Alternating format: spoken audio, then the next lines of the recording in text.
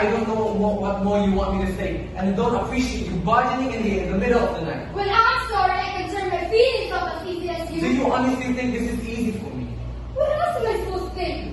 You won't talk to me. All I know is I'm the one willing to fight for us. Because it costs you nothing!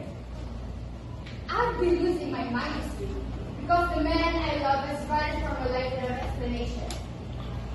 I flew across the ocean. I stormed a castle to look you in the eye and tell you that I love you, knowing that you will take back. So no, Henry. In fact, this is costing me everything. And if this is over, I at least deserve to know For why. Christ's sake, Alex, for once, I wish you could see me for who I am and know who you want me to be. Sometimes, I don't think you know me at all. I'm not like you. I can afford to be reckless. I wasn't raised by a loving, supportive family like you were. I have centuries of history bearing down on my shoulders. My life is the crown and yours is politics, and I will not trade one prison for another. I can love you and want you and still not want that life.